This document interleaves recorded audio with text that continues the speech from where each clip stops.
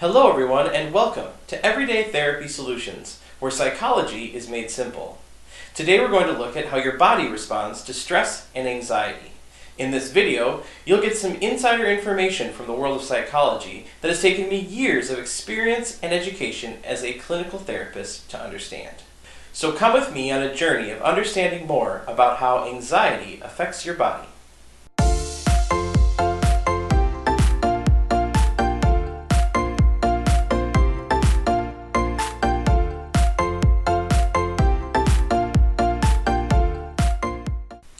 The first thing to understand about anxiety is that there's actually two different types of stress in our life. The first kind is the beneficial kind, called eustress.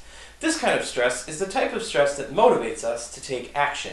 Think about when you were in school and you had a paper due or a test that was on a certain day of the week. Your body started to experience a higher level of eustress in order to get your studying or your paper completed in time for the deadline so that you could do well in the class. Even though this feels very similar to the other type of anxiety, it's actually very healthy for you to feel this way, or else you wouldn't be able to find the motivation to do the things you need to do. The other kind of anxiety is called distress. This is when you experience an intense negative feeling that comes alongside with some stress in your life, or maybe some triggers that have come from some past negative experiences. So these are your physiological things that pop up when you're thinking about fight or flight responses. Things that would be in response to a potential threat or danger, or maybe just a perceived threat or danger. When we experience distress, our brains experience that the most profoundly in our limbic system. This is the system that's in charge of responding to threats and dangers that come across our way in our environment. So the part of your brain that's in charge of that is also responsible for sending a quick response back to the rest of your body to take appropriate action. So think, for example, if you touch a hot stove, immediately your finger comes away from that stove as soon as you have that sensation of pain. And that's because you didn't have to spend any time thinking about the fact that your finger was feeling the pain. That's the part of your brain called the limbic system. And one of the key pieces of that system is called the amygdala. This is where we experience the fight or flight response when we experience a threat in our environment. So think, for example, if you were out in the wild and a bear came at you, and the bear was going to try to eat you or kill you, and you needed to do something about it. Well, you could have one or two options. You would either try to fight that bear, or you would run away from that bear. And most of the time, that would be kicked into gear by your limbic system, which perceives a threat in your environment and has an immediate reaction. So let's break down the responses that our bodies have to anxiety a little bit more in detail. First, we can respond with fight. Fight is where our muscles get tense, our bodies get prepared for action. We may notice that we actually clench our fists or start thinking about what we're going to do to attack the danger that's in our life. This is something that's very helpful when you're talking about a physical threat, but it's not as helpful when you're thinking about a conversation with a boss that didn't go the way you wanted it to, or perhaps some workload issues that are too high for you to manage, or maybe there's a family relationship that's not working out well. Those are typically situations where a fight response does not have the result that would help you feel better or would help you to resolve the problem. But it is a way that a lot of people respond directly to the threats that come their way. And remember, these can be threats that are more stress-based than physical presence. The other response is the flight response, and a lot of times that can manifest as the restlessness feeling or wanting to get away, wanting to avoid feeling the stress or the pain.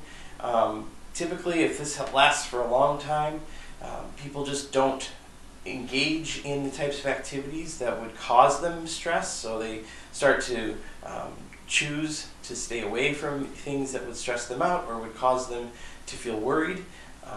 But typically in the moment, a flight response could be very helpful. Let's say you needed to run away from a threat.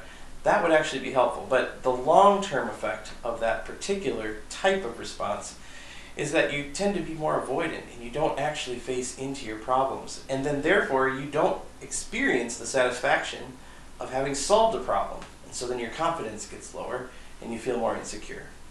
There's actually a third way that our body responds to anxiety, and that is freezing. And so there are times when people just can't move at all. You feel this stuck feeling, and that can either be where your thoughts are completely blank, or it could be your thoughts are completely overwhelming you and you just don't know how to move or how to react to that particular feeling. And a lot of people feel this way when they're feeling really stressed out or feeling really anxious. There's even a lot of people that have gone through some trauma in their life where freeze is just that default. Now, these different ways you could respond to anxiety, they could vary between different situations and different stressors. You may not have only one, you may experience all three, so it's really hard to kind of know what that would look like for you in particular, but to be able to understand that these are kind of the general ways that our body responds, I think is really helpful because it helps you to understand you're not alone, everybody goes through this, and it's just something we need to know about anxiety so that we can know what to do about it to make ourselves feel less stressed out. So let's talk about what happens in our body when we identify that threat and our body gets ready to respond. That response is known as the activation of our sympathetic nervous system. So this is a nervous system response that it affects the entire body. It's something that involves the internal organs constricting, reducing blood flow, giving more blood flow to the muscle groups to be able to do some kind of large muscle group response to a threat. It involves the brain functions to be reduced down to what do I just need to be able to do to respond to a threat and not have to think too much, which is oftentimes a very helpful thing. But in the long term, it's really not that helpful. It can cause us to not really be able to use that prefrontal cortex, the front part of our brain, that makes good decisions and learns from mistakes and kind of can slow that whole process down. A lot of times that's the part of the brain that also controls our impulsivity. And so if we have a fight response and our body is still in a heightened state of arousal, of stress, then a lot of times we can be impulsive and we won't even think about what we're going to do next. So that can be a problem sometimes. So the sympathetic nervous system gets activated, and a lot of times what ends up happening is we start to see that increased sense of readiness, higher blood pressure, higher heart rate, tense muscles. And these are all things that we have a hard time controlling. If you have ever felt out of control with your anger or stress, it is not an easy thing to resolve. But there is one thing that can help us to slow that process down and get us on the other side of that coin, which is the parasympathetic nervous system activating. The parasympathetic nervous system is what helps us to calm ourselves down and to go back to a state of balance.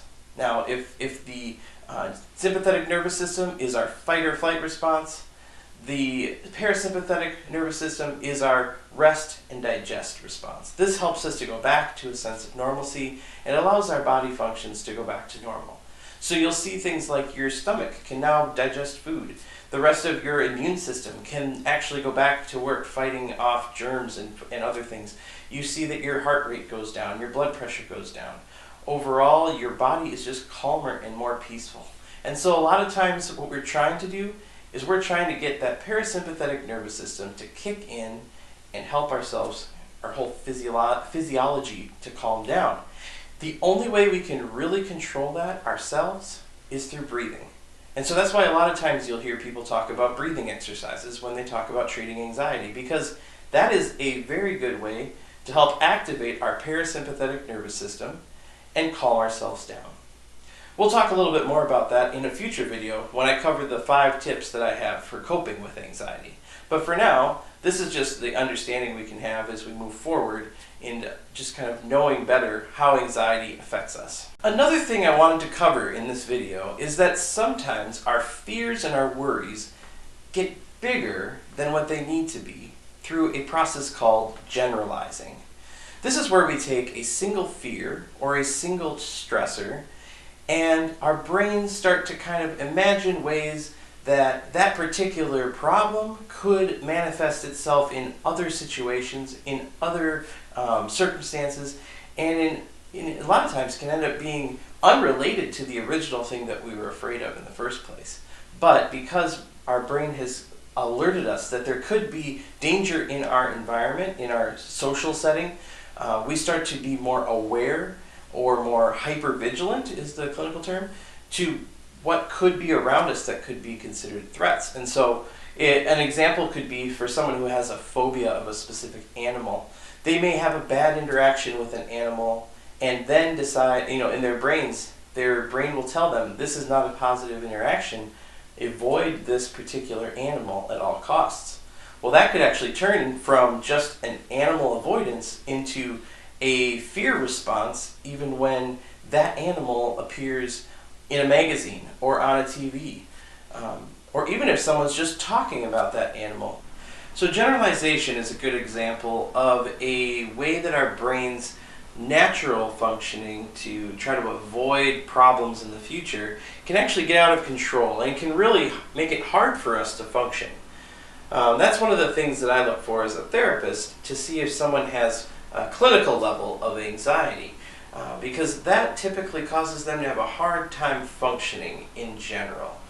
Those types of things need to be addressed by a professional or by some medication through a medication management specialist, whether that be your primary care doctor or a psychiatrist. One of the biggest takeaways from this video is the importance of not allowing stress and anxiety to be a long-term chronic existence for you. Whenever those stress hormones and that sympathetic nervous system response stick around for a while, it actually causes long-term immune system damage. It can cause physical problems because your internal organs are shutting down constantly. You could have digestion problems. You could have problems with your liver, your stomach. A lot of people have ulcers, things like that. So really, over the long term, having a way of activating your parasympathetic nervous system and reducing those stress hormones is a really healthy thing, not just for your emotions, but for your whole entire body as well. I hope this video has given you some insight into the effects that anxiety has on your body. We'll be covering some coping skills as well as some signs to look for to see if you need to get help for your anxiety in future videos. If you liked this video, please hit the thumbs up button so that other people can see it as well and be helped by it. Also, if you want to be aware of other content as it's uploaded, please hit the subscribe button as well, and that'll give you the best opportunity to see new content as it's released. The other thing that you can do is leave a comment in the comment section below, letting us know how anxiety's affected you, or if you have any questions, I'd be happy to talk with you about them. One last word, this is not at all meant to replace a real therapy session with a licensed professional. If you have anxiety that is causing you to have a hard time functioning, make sure you're contacting a counselor in your area. Make sure you're reaching out for some help. That'll be a good first step to not letting this anxiety and the stress wear you down over time. We'll also be doing some future videos about how to select a good therapist in the future. But for now, I'd say look for someone in your area that is in network with your insurance company, and start with that. Give it a try. Even if it doesn't work out, it's a good place to start. Well, thanks again for watching, and enjoy the rest of your day.